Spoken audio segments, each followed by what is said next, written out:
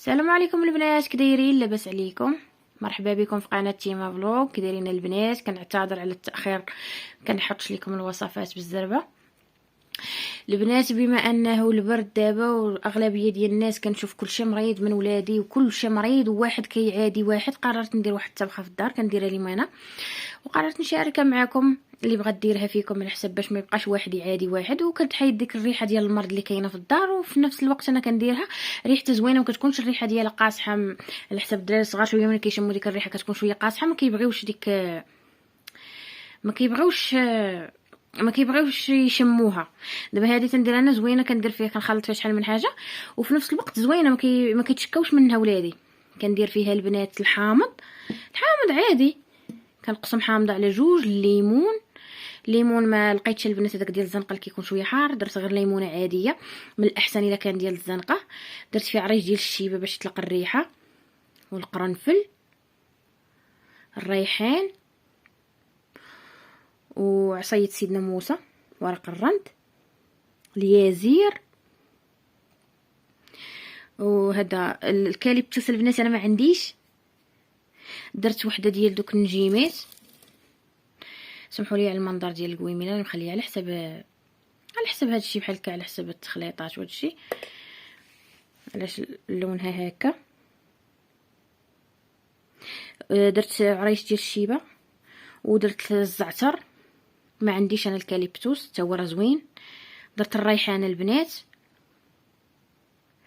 وراق ديال الزيتون. هادو كاع زوينين كيجروا ديك الريحه اللي كتكون في الدار. كنطبخها وكنخليها تنحط عليها القفاله ديالها حتى تطبخ مزيان، كنحيد عليها القفاله وكنخلي داك البخار يدور في الدار باش يحيد ديك الريحه ديال المرض، باش ما يبقاش واحد يعادي واحد. وحاولوا تبدلوا الفريش تصبنوه.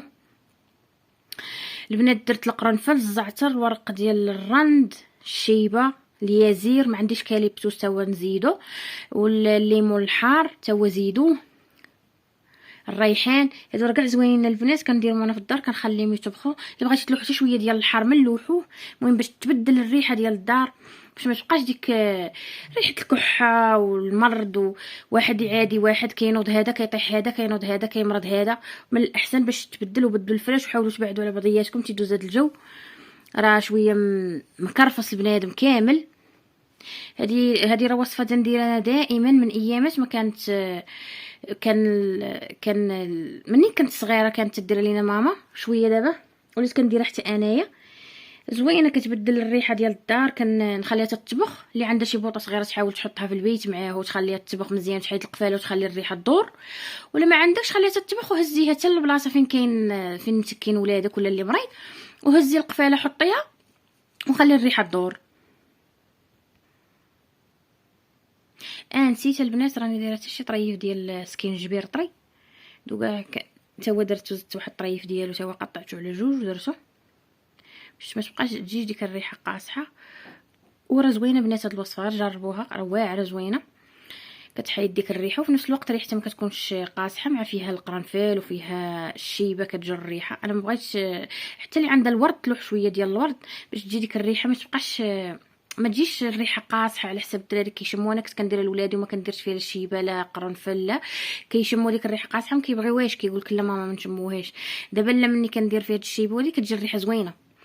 البنات هذه هي الوصفه ديالنا ديال اليوم، نتمنى منكم تجربوها وتساندوني وتكملوا الفيديو ديالي حتى الاخر.